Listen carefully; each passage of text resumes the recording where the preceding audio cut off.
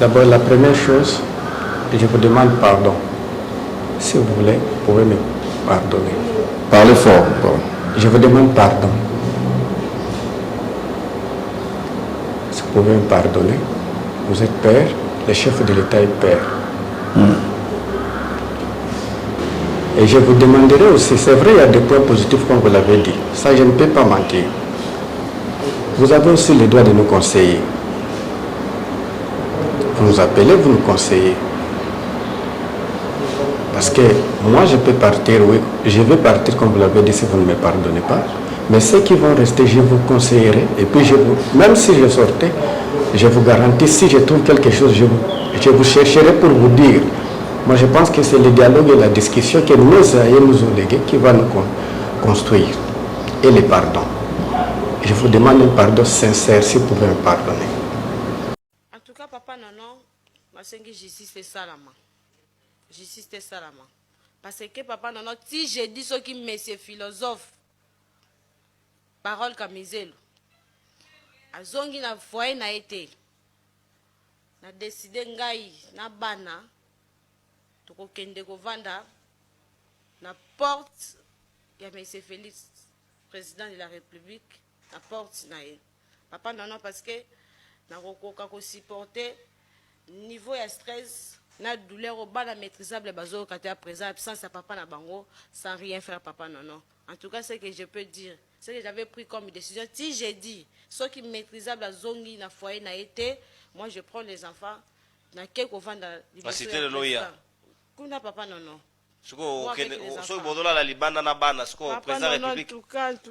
Non maman collez la tête s'il vous plaît, s'il vous plaît, s'il vous plaît. Bana maîtrisable mais papa non, je vous dis. Soyez forte maman Jenny s'il vous plaît. Soyez forte s'il vous plaît. Soyez forte. D'ailleurs nakanisi message wana ici Eleki, c'est le plus important.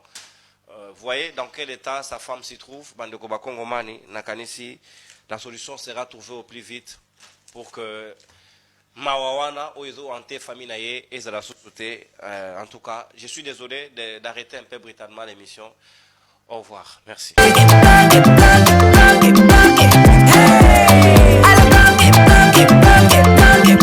Oyoki elengi ya Congo. Tapez les mains, tapez les mains, tapez les mains, tapez les mains, tapez les mains. D'abord, la première chose, je vous demande pardon. Si vous voulez, vous pouvez me pardonner. Parlez fort. Bon. Je vous demande pardon. Si vous pouvez me pardonner, vous êtes père, le chef de l'État est père. Et je vous demanderai aussi, c'est vrai, il y a des points positifs comme vous l'avez dit. Ça, je ne peux pas mentir. Vous avez aussi le droit de nous conseiller. Vous nous appelez, vous nous conseillez. Parce que moi, je peux partir, oui, je vais partir comme vous l'avez dit si vous ne me pardonnez pas. Mais ceux qui vont rester, je vous conseillerai. Et puis, même si je sortais, je vous garantis, si je trouve quelque chose, je vous chercherai pour vous dire. Moi, je pense que c'est le dialogue et la discussion que nos aïeux nous ont légués qui va nous construire. Et le pardon. Je vous demande un pardon sincère si vous pouvez me pardonner. En tout cas, papa, non, ma justice c'est ça la main. Justice c'est ça la main. Parce que papa non, si j'ai dit ce qui monsieur philosophe, parole comme Iselo, azongi na foyer na été, na décidé ngai na bana, toko kende kovanda, na porte, il y a monsieur Félix, président de la République, na porte na ye. Papa non, parce que na kokoka ko supporter niveau ya stress na douleur au bas maîtrisable bazo quand à présent absence à papa na bango sans rien faire papa non. En tout cas c'est que je peux dire, c'est que j'avais pris comme décision. Si j'ai dit ceux qui maîtrisable à zongi na foyer na été, moi je prends les enfants na quelque vendre la cité de Loya. Kuna papa non. Siko bodola la libanda na bana siko président république. Non maman collez la tête s'il vous plaît, s'il vous plaît, s'il vous plaît. Bana maîtrisable mais papa non, je vous dis. Soyez forte maman Jenny s'il vous plaît. Soyez forte s'il vous plaît. Soyez forte. D'ailleurs nakanisi message wana ici Eleki, c'est le plus important. Voyez dans quel état ça. Bonjour, peuple congolais, c'est bien moi votre humble serviteur Roger le combattant. Je crois que j'aime bien mon pays, j'aime bien mon président, mais Narolingae dans les bons, pas dans les mal. Nous allons tirer leçon dans bateau oyo, vous allez charger dans tout ce qui est sécurité à Mboka. Nakolobelana nous mona mwasi obabenga kaye Lisette Kabanga. Vous allez charger ce qui est à cybercriminalité. Yona Bukasa, ba pratique au bureau ça lelo. Vous trouvez que vous rendez service au président de la République ou vous êtes en train de charger le président de la République un jour après le pouvoir, il sera poursuivi. Parce que là, je ne crois pas que le président Félix, tel que Nayebi, vieux Nanga, grand frère Nanga, a gogi gotinda bino pour enlever Batou, pour séquestrer Batou. On comprend? Pour torturer Batou, pour filmer Batou, pour publier du takala à Batou. De Bosselaka Denis Josoy. Moutoloko la Kabizelo, maîtrisable. Il pèse quoi? Moutoloko la Kabizelo, maîtrisable. Azanali. Il pèse même pas. Il pèse même pas. Parce que pourquoi les gens sont devenus des mendiants? C'est à cause. Il y a galère, il y a souffrance. Il y a un bon bateau. Bakomi ko soit bango. Bakomi pour faire la bateau. On commence à utiliser des gens la bateau. Oh, il y a opposition. Or que dans la République démocratique du Congo, il n'y a pas l'opposition. Et ça va règlement des comptes. Il n'y a pas des opposants. Regardez à l'est et là-bas. Les Goma, à la mer des rebelles, Bukavu, Uvira. Boyebi Sangai, opposant ni la Bibi. Pour aller bakaza contre. Botanga na opposant ni Abibi si un mot à dire contre Gagabe. Personne. Opposant ni na oba yeto moni bango bavandi table moko na président de la République, président Félix. Normalement, quand le pays traverse des moments difficiles, ou tentative, ou terrorisme, ou attaque, il y a bani. Bien à la France, au moment Macron, avant là, Marie Le Pen, Mélenchon, tous ces mondes-là, Vadi, opposition à côté. Et dans la République démocratique du Congo, c'est le contraire. Le lobbydo, vous avez créé le président de la République, pas problème. Et donc, vous avez ça là. Demain, c'est le président de la République d'accord ramassé. Botala, à l'époque, il y a 20 ans, où le pays était dirigé par ex-président Joseph Kabila. Et un bateau à Koufaka, Kalev, Johnny Numbi, ils ont fait, ils ont enlevé, ils ont tué. C'est connu. Tout le monde a Moutou, il y a Eric Lege, Nakati, il y a Moutou, Eric Lege, Nakati a congélaté, il y a Johnny Numbi, Nandaka Johnny Numbi. Cadavre, Kalev, tia bateau dans ma coffre, il y a ma voiture. Kalev a tia Moutou dans coffre à voiture. Ils ont la Moutou Moko, il y a famille Kabila. Aïbisaye, Ayoka Broui. Oh, ma Kabila, le bézard vrai. Jeannette et Kabila, quand Jeannette et Kabila. Ayoka Bi, Kalev, Naoki Moutou Moko, la carte, il y a coffre à voiture. Bibisa Moutouana. Abimisi. Bafungola coffre, Kalev a fungoli coffre Moutou, Kalev a entamé la coffre. Jeannette Kabila Bi a libéré Moutouana. Après ça, Moutouana, c'est quelque chose qui est... Ce que j'ai dit est vrai. Jeannette et Kabila, petit nangamou ya journaliste, azala Kinshasa wana. Kalev a kangaye, petit wana po basaka émission moko boye. Na Jackie Ndala. Kalev, fallait kaba boma petit nangana. Jeannette et Kabila aya na biro a Kalev. Amona petit nangana, ayeba petit nangana. Asengi, babimisa petit wana. Petit wana kini. Ngana le mama kambo est avoué. Pourquoi hier Jeannette Kabila Salaon? Parce qu'il y a Ayebaki. Mais toye komona bamakambo oyo mosusu ayeki koleka Arma Tungulu akufa. Est-ce que Kabila mutabomaki ye? Kabila mutabomaki ye? Mais ça va garder corps ya Kabila. Par contre, basalaki yango toye komona nani Chebea bato bamaki est-ce que Kabila eza makambo oyo John Numbi bango bayebi nde baboma Chebea tomona nde bato basamba bakenda balati chasse akufi. Toye komona bato ya Budi Nkombo oyo baboma bango. Est-ce que Kabila azalaki wana toye komona no siège ya IDPS batiana bango soki be grenade soki beni 11 personnes calcinées. On comprend 11 personnes calcinées. Parce que époque ya Kabila lelo oyo elatana de expert ya ONI de mindele mwasa mbali oyo baboma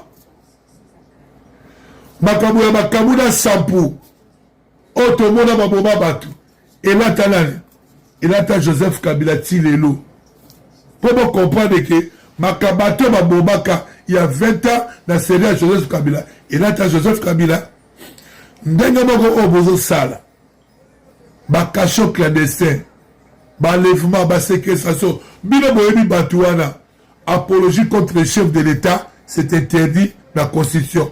Même qu'on sécrète bateau au Kagabutu, il y a bien comme ça, même constitution péxion. Moutouala Bozomola, Camiselo, maîtrisable. Mais moi-même, je l'ai fait une vidéo, je lui ai attaqué quand il a touché après le président Félix. Hein? Camiselo maîtrisable. Banal va appeler ça maîtrisable. Mbogo. Mais, Bakassa, et ça la battu, Bélébo Kagabarote. Nabi Jean-Marie Kassamba. Nabi. Oh, comment il s'appelle? Oh, Bossolo la politique. Oh, Christian Kisokwe. Pour nous, Bokanga Barote.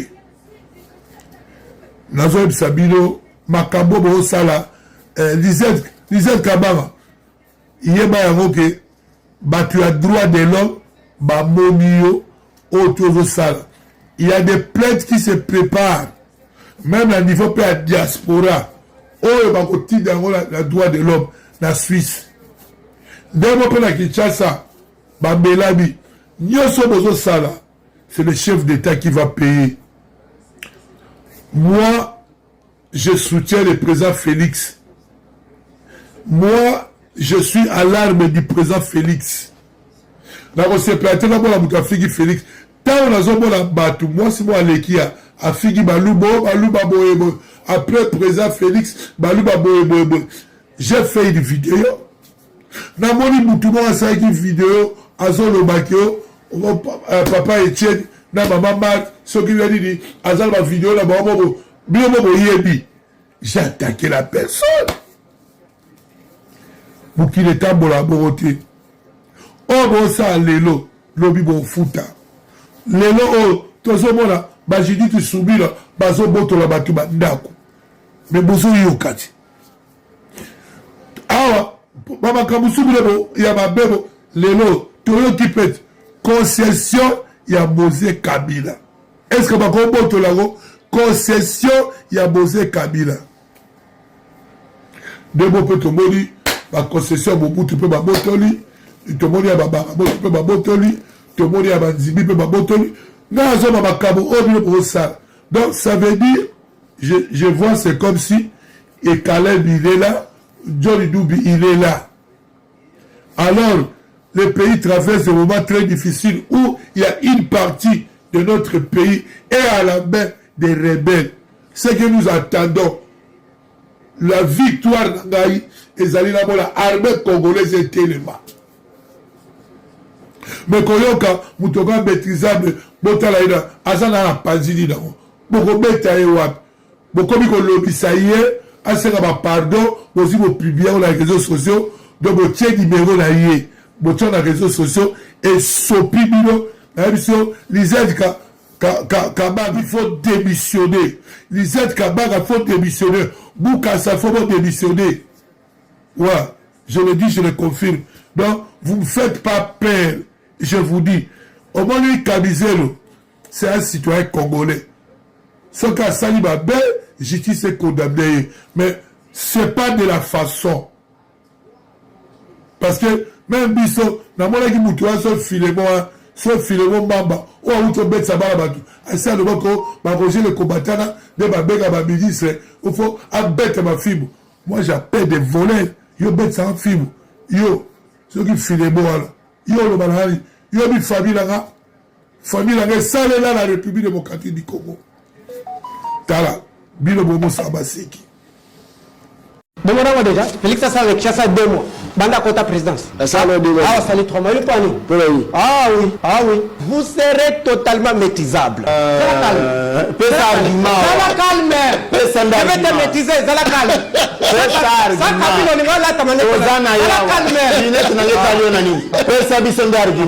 Ah oui, parce que diplomatiquement il est bloqué. Mais il est bloqué. Joseph Kabila. Regarde, on n'a pas quitté ton propose à qui 12 propositions à Joseph Kabila. 12. Il y a des sangaïs qui sont retournés la souka. On va proposer. Vous serez totalement maîtrisable ici. Vous êtes d'accord? Qui c'est qui ne protège pas le peuple congolais? Qui ne vote à la douane? Qui c'est qui ne protège pas avec sa mauvaise politique? Ne protège pas les intérêts du peuple congolais? Donc, qui ne à la place où les Congolais vont s'en aller. Comme ça, ils sont plus que Bambois. Je n'exagère pas. Plus que Bambois, oui. Très bien. C'est-à-dire que ceux qui, par exemple, de Kenneth Nababank, nous avons pris l'exemple simple. Donc, déjà, il y a banque. Avant, Zambouan a une valeur que papa ou un fonctionnaire a fait une Zambouan na salaire. Papa, non, c'est la 4 fois que qui a vendu toute la journée qui vend des raisons de la zone développée. Elle a pu me transporter. Or, déjà, la banque, on a cocaté Mbouana, pardon, maman. Mbouana, et c'est l'exercice. Quel n'est pas les Chinois? Comment ils ont maltraité chaque Chinois? En général, les Chinois, là je dis, quel n'est pas les Libanais? Les Libanais vendent même les aiguilles. Qui doit protéger les intérêts du peuple congolais? Les Chinois, les Libanais peuvent faire ça chez Paul Kagame? Parce que le gouvernement là pour protéger les intérêts, c'est vrai. Un gouvernement joue un rôle et arbitre, ajoute la peu d'intérêt à la capitalisme, mais n'a pas pénaï. Comment va-t-on permettre à la banque de ça va Congolais mon intérêt à 25%? Vous voyez? Tout ça nous protéger l'intérêt du peuple congolais. Et donc, c'est ça qui fait que sa mauvaise... Je n'ai pas de problème avec l'individisme, mais de là. J'ai un problème personnel avec sa mauvaise politique destructive. Et je vais mettre l'existence de la mission en danger. Très bien, merci. Moi, je n'ai pas de parole quand nous avons dit que Malembe Nasuka, il y a une émission à Bisso, Bako Romani, Balobi, et nous avons ça l'émission, je peux ça la tout calme dans le plateau. C'est-à-dire que nous avons communiquant le chef de l'État, nous avons plus de débat contradictoire dans la émission où nous avons nakati wana. Siko eloko pourquoi vous tombez la bango mingi nakati ya ba émission. Bango nde la tombe la ngai. Les bateaux de la monde bateau de la série d'analyse. Nde ba oza la vidéo. Donc il faut je ne peux pas analyser un roman avec 10 pages. Non, je dois dire tout est relié. Il faut que l'émission de ce journal tikala jamais que tombe la communication de Lusaka. Ce sont eux qui viennent avec leur discours terre à terre, et bien ils le disent par exemple, Kabila Rwandais, parole comme l'OMS, c'est comme l'OMS, c'est un Rwandais, tout le monde est Rwandais, tout le monde chez Yana, tout le monde. Comment on peut commenter? Oui, nous peut commenter la conséquence. Le seul lequel il est sacré, il est sacré au milieu, vous verrez des professeurs là, et donc on va commenter, vous allez ver. Quand le diable essaie de m'intimider. Ça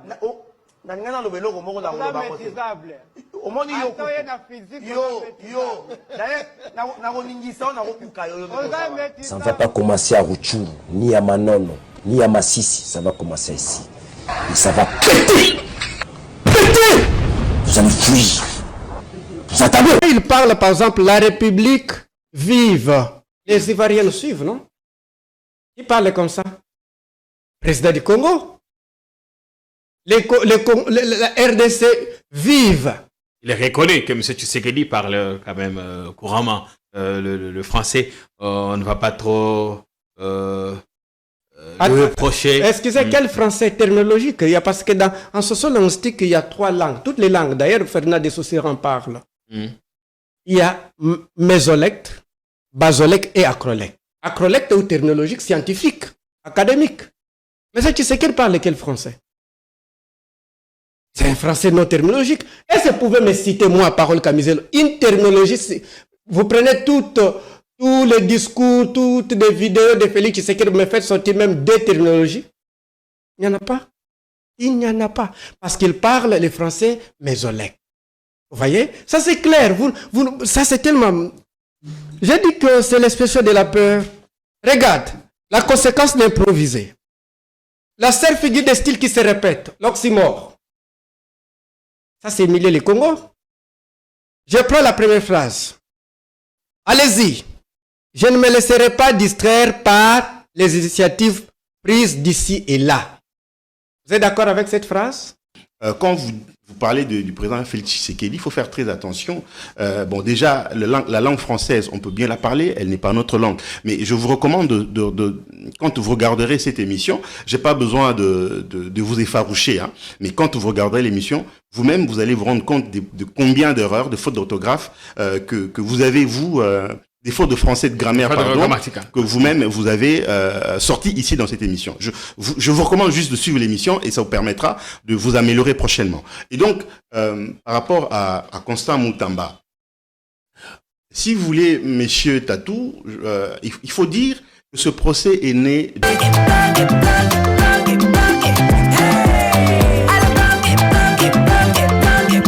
Oyo Kieleng ya Congo.